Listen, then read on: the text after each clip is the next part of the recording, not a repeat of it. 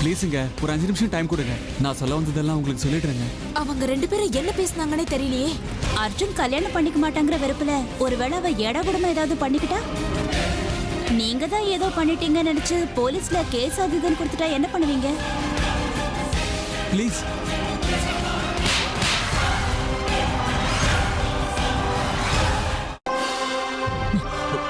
உங்களுக்கு என்ன வேலை இருந்தாலும் இங்க இருந்து வெளியே இருக்கணுமே தவிர என் ரூம்குள்ள இருக்க கூடாது. இன்னொரு முறை என் அனுமதி இல்லாம என் ரூம்குள்ள காலை வச்சுங்க, விளைவுகள் மோசமா இருக்கும். ஜாக்கிரதை. அட என்ன இது? இந்த அமிர்தா அந்த பையன் அர்ஜுன் மேல ரொம்ப கோவமா இருக்கா போல் இருக்க. என்னவா இருந்தா என்ன? அன்னைக்கு இந்த அர்ஜுன் என்னை ஏமாத்தினான்ல, அதுக்காக இவனை பழி வாங்குறதுக்கு இதுதான் சரியான சமயம்.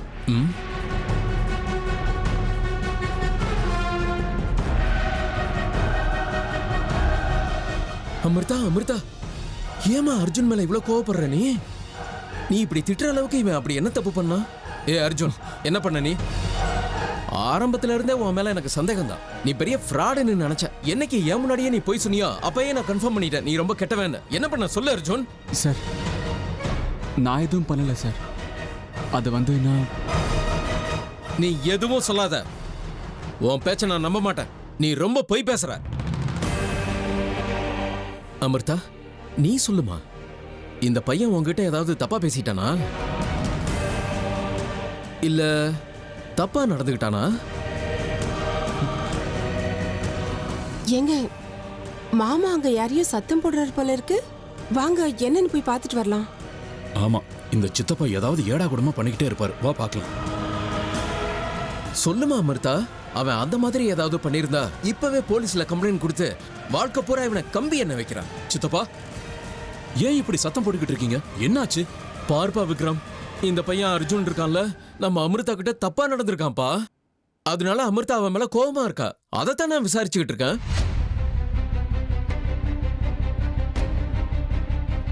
அமிர்தா, மாமா சொல்றதெல்லாம் உண்மைதானா? அர்ஜுன் உன்கிட்ட? இல்லம்மா, அப்படிலாம் எதுவும் இல்ல. அர்ஜுன் அப்படிப்பட்டவரே கிடையாது.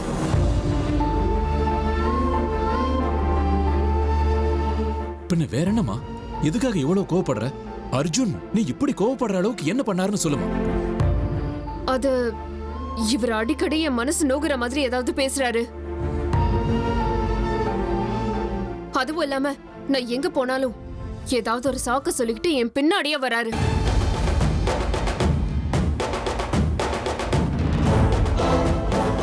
என்ன ரொம்ப தொந்தரவு பண்றாரு. இவர் இங்க வந்திருக்கிறது உங்ககிட்ட வேலை செய்யாதானே? அதை விட்டுட்டு தேவையில்லாம எப்ப பாரு என்கிட்ட பேசிட்டு இருக்காரு. இதெல்லாம் எனக்கு கொஞ்சம் கூட பிடிக்காதுன்னு எத்தனையோ தடவை சொல்லிட்டேன். ஆனா இவர் கேட்கவே மாட்டேங்கிறாரு. இவர் கூட பேச எனக்கு சுத்தமா பிடிக்கல. இவரோட மூஞ்சில முழிக்க கூட பிடிக்கல. எங்க அமிர்தா, நான் சொல்றத கொஞ்சம் கேளுங்க. கொஞ்சம் பேசாம இருங்க. இதுக்கு மேல ஏதாவது பேசுனீங்க எனக்கு கெட்ட கோவம் வரும்.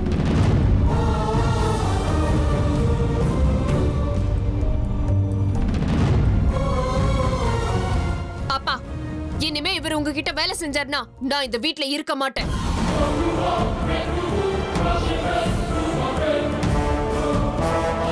உங்களுக்கு நான் வேணுமா இல்ல இவர் வேணுமான்னு முடிவு பண்ணிக்கோங்க. ஐயோ அமிர்தா, நில்லுமா. நீ எதுக்காக வீட்டு விட்டு போகணும்? நீ இந்த வீட்டு பொண்ணுமா? அமிர்தா, இங்க பாரு, உனக்கு அர்ஜுனோட நடவடிக்கை பிடிக்கலன்னா சொல்லிடுமா.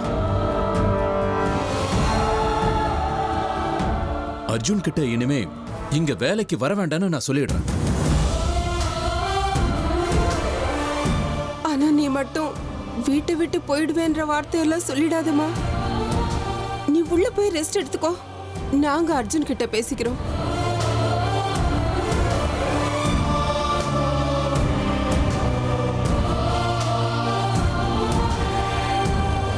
இங்க பாருங்க அர்ஜுன்,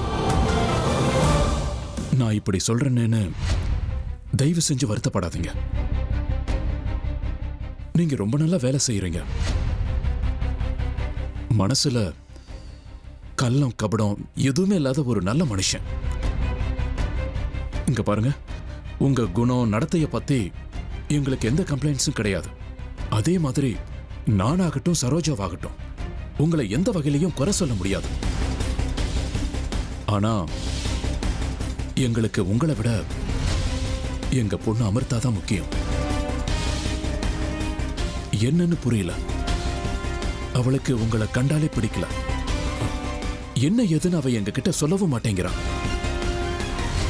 அப்படி இருக்கும்போது காரணமே இல்லாம உங்களை வேலையை விட்டு அனுப்ப என் மனசுக்கு விருப்பம் இல்லைனாலும் என் பொண்ணு மனசு வருத்தப்படக்கூடாதுங்கிறதுக்காக இந்த வார்த்தையை நான் சொல்றேன். இனிமே நீங்க இங்க வேலைக்கு வர வேண்டாம்.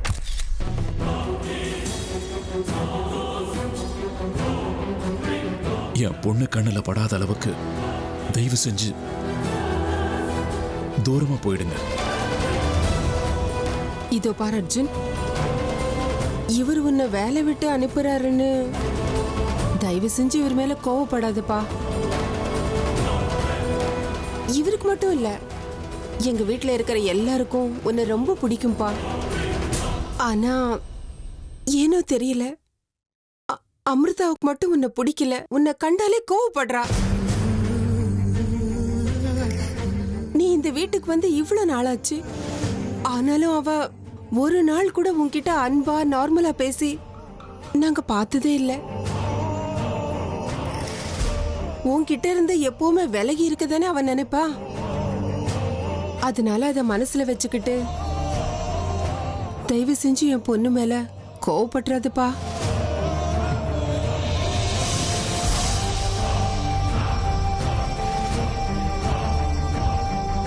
அர்ஜுன், ஒரு நிமிஷம்.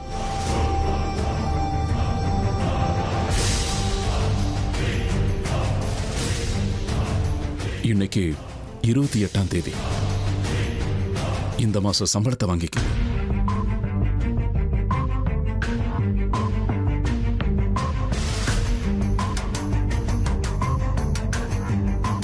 சில உறவுகளும் சில தொடர்புகளும் கடவுளை விட பெருசுன்னு நம்புறேன் சார். நான் வெறும் பணத்துக்காக மட்டுமே நான் இங்கே வேலை செய்யலை சார்.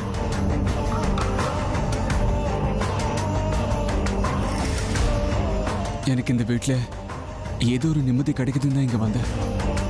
அந்த நிம்மதி கிடைச்சது. ஆனால் அந்த நிம்மதியை நான் அனுபவிக்கிறதுக்கு முன்னாடியே வேதனை மூட்டையை முதுகில் ஏறிடுச்சு. ஒன்றும் பண்ண முடியாது சார். ஆண்டவன் சில பேருக்கு இப்படிதான் எடை கூடமா தலையில் எழுதிடுவான். அதே மாதிரி இந்த ஜென்மத்தில் உனக்கு இவ்வளவுதான் பிராப்தம்னு கூட அவன் எழுதியிருப்பானா? ஏன் பிராப்தம் அவ்வளவுதான் போல இருக்கு. கிடைச்சதை எடுத்துட்டு போறதுக்கு என் மனசு இடம் கொடுக்காது சார். நான் இப்ப எல்லாத்தையுமே எழுந்துட்டேன். யாரும் இல்லாத அனாதை மாதிரி இருக்கேன் சார். உடம்புக்கு வலி வந்தா அந்த வலியை சரிப்படுத்திடலாம் சார். ஆனா இப்ப என் மனசு ரொம்ப வலிக்குது சார். இதை யாராலையும் புரிஞ்சுக்கவே முடியாது. இந்த வீட்டில இருந்து நான் சில நினைவுகளை மட்டும் என் கூட எடுத்துட்டு போறேன். அந்த நினைவுகளோட உங்களை விட்டு ரொம்ப தூரம் போயிடுவேன் சார்.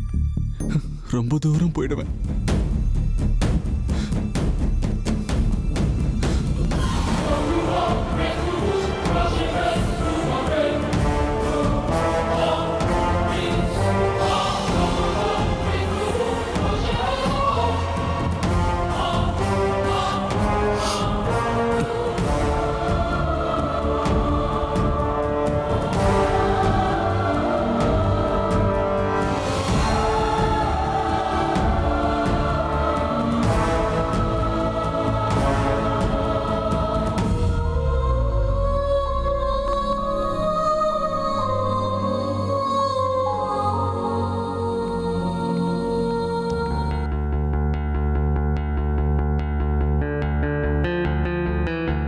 என்னப்பா அர்ஜுன், நல்லா நோஸ் கட்டு வாங்கிட்டியா?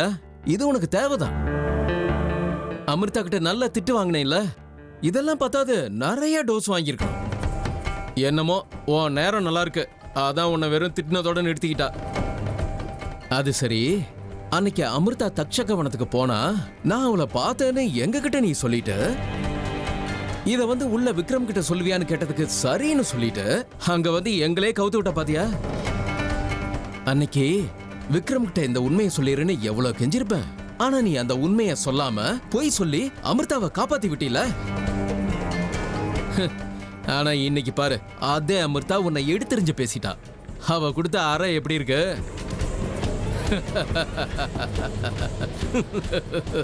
ஹே அர்ஜுன், என்னப்பா அவசரம்? இல்ல, உங்ககிட்ட இன்னொரு உண்மையை சொல்லணும். அந்த அமிர்தா இருக்காளே, அவ நீ நினைக்கிற மாதிரி சாதாரண பொண்ணு இல்ல.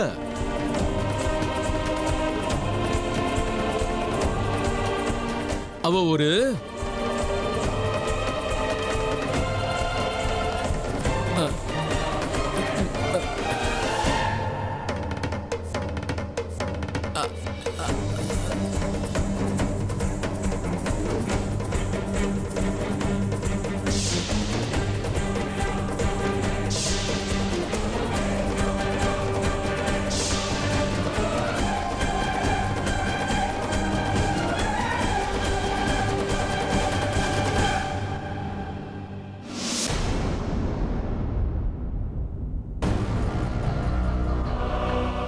அர்ஜுன், கல்யாணம் பண்ணிக்க மாட்டேன்னு என்ன ரிஜெக்ட் பண்றியா?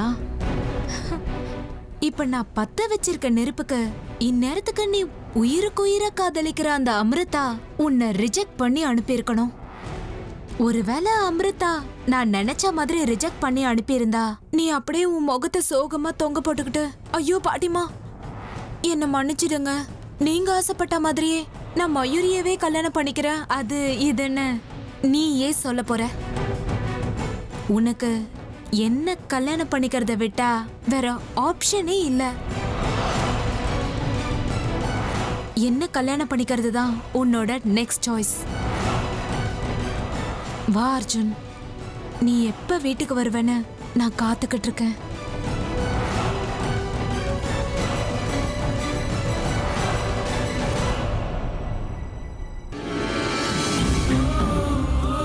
நிறுத்துங்க. முதல்ல யார கேட்டு இந்த ரூம்குள்ள வந்தீங்க? நீங்க என் அப்பா கிட்ட மாச சம்பளத்துக்கு வேலை செய்யற ஒரு வேலைக்காரன். உங்களுக்கு என்னோட ரூம்ல என்ன வேலை? வெளியே போங்க.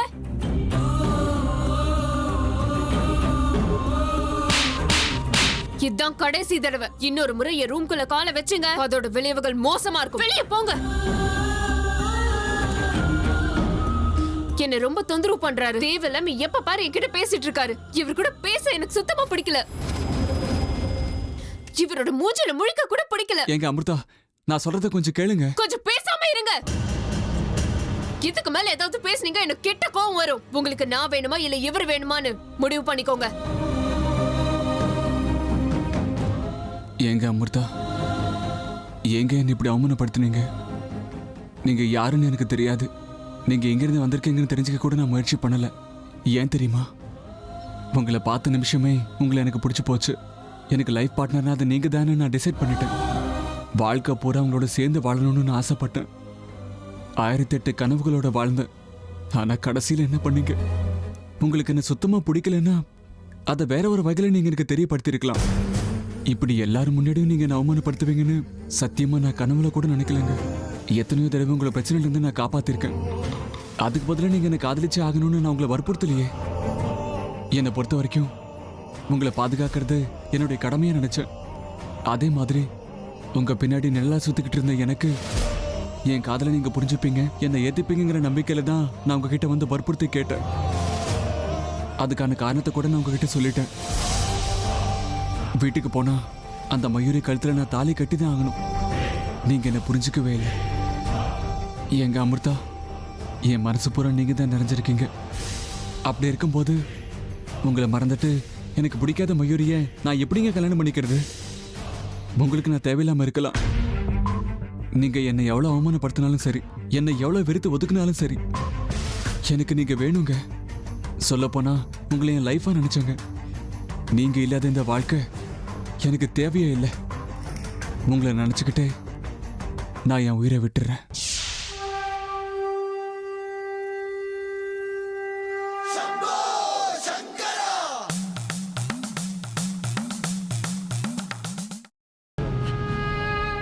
அர்ஜுன் கிட்ட நான் எந்த அளவுக்கு கோபமா பேசியிருக்க கூடாது. அவர் எனக்கு நிறைய உதவி செஞ்சிருக்காரு. நான் கஷ்டத்துல இருக்கும்போது அதுல இருந்து என்னை காப்பாத்திருக்காரு. ஆனா அதே அர்ஜுனால என் அம்மாவோட தேகம் தொலைஞ்சு போச்சு. அதுக்கு காரணம் என்ன காதலின்னு அவர் என் பின்னால சுத்தினது தானே. இன்னைக்கு நான் அவர்கிட்ட இவ்ளோ கடினமா பேசாம இருந்திருந்தா என்னோட லட்சியத்துக்கு அவர் தடையாவே இருந்திருப்பாரு. நான் அவர்கிட்ட அப்படி பேசாம இருந்தா மறுபடியும் அவரை காதலின்னு என் பின்னாடி சுத்திக்கிட்டே இருப்பாரு. இன்னில இருந்து எனக்கு அவரோட தொல்லை இருக்காது. இனிமே என்னோட எதிரிகளை நான் கொல்றதுக்கு அவங்கள தேடுறதுக்கு எனக்கு எந்த விதமான தடைகளும் கிடையாது. அர்ஜுனை என்னை விட்டு விலகி போற மாதிரி செஞ்சது ஒரு வகையில நல்லதா போச்சு. இங்க பாருங்க அர்ஜுன், தயவு செஞ்சு என்ன மன்னிச்சிருங்க. மயூரிய பார்த்தா ரொம்ப நல்ல பொண்ணு மாதிரி இருக்கா. நீங்க அவளையே கல்யாணம் பண்ணிக்கிட்டு சந்தோஷமா வாழணும். அவ உங்களை மனசார காதலிக்கிறா. நீங்க 2 பேரும் கல்யாணம் பண்ணிக்கிட்டு நல்லா இருக்கணும். மறுபடியும் நீங்க என் பின்னாடி சுத்துறதுக்கு முயற்சி பண்ணாதீங்க. நான் உங்களுக்கு கிடைக்க மாட்டேன்.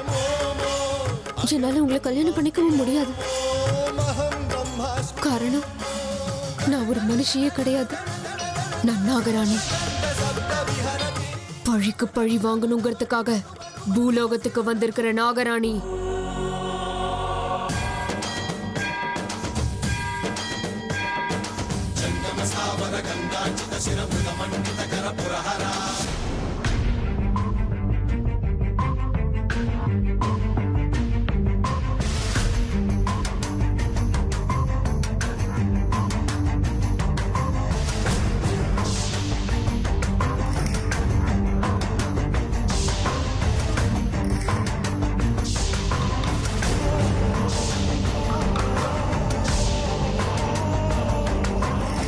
எங்க அமிர்தா, நீங்க இல்லாத வாழ்க்கையை என்னால கற்பனை பண்ண முடியலங்க.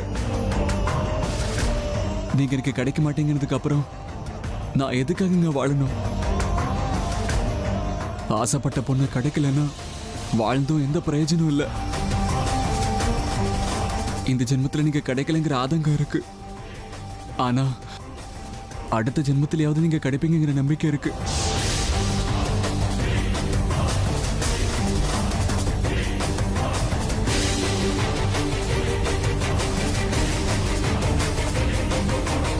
சாரி அம்மா,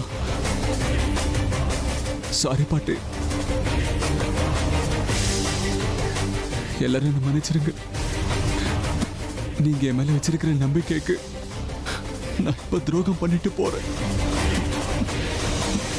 நீங்க 2 பேரும் 7 ஜென்மத்துக்கும் சேர்த்து வச்சு அன்பும் பாசமும் பொழிஞ்சிருக்கீங்க. ஆனா உங்க அன்புக்கும் பாசத்துக்கும் நான் தகுதியானவன் கிடையாது. அமிர்தாவோட காதல் இல்லாம இந்த உலகம் எனக்கு தேவையில்லைன்னு தோணுது.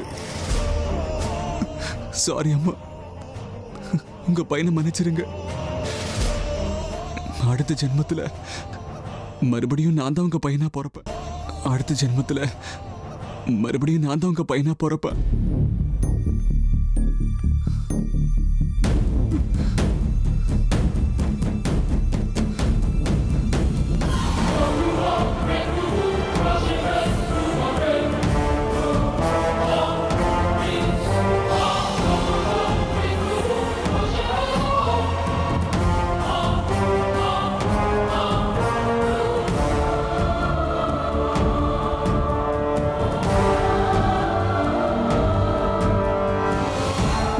அப்பா கிட்ட மாச சம்பளத்துக்கு வேலை செய்யற ஒரு வேலைக்காரன். வெளியே போங்க, வெளியே போங்க, வெளியே போங்க.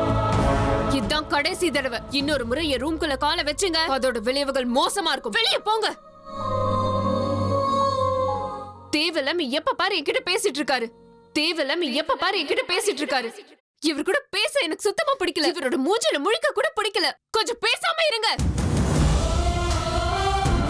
இதுக்கு மேல ஏதாவது பேசுனீங்க எனக்கு கெட்ட கோவம் வரும். உங்களுக்கு நான் வேணுமா இல்ல இவர் வேணுமான்னு முடிவு பண்ணிக்கோங்க. அமிர்தா, இந்த ஜென்மத்தில் உன்னை கல்யாணம் பண்ணிக்க மாட்டேன்னு என்கிட்ட சொன்னீங்கல்ல, அதனால்தான் அடுத்த ஜென்மத்தில் நான் உங்களை அடையிறதுக்காக இப்ப உயிரை விடுறேன். அடுத்த ஜென்மத்தில் நீங்க என் வாழ்க்கை துணையா வருவீங்கிற நம்பிக்கை எனக்கு இருக்கு. கடவுளே, எனக்கு இந்த ஜென்மம் போதும். அடுத்த ஜென்மத்திலேயாவது என்னோட அமிர்தா, அடுத்த ஜென்மத்திலேயாவது அமிர்தா எனக்கு கிடைக்கணும்.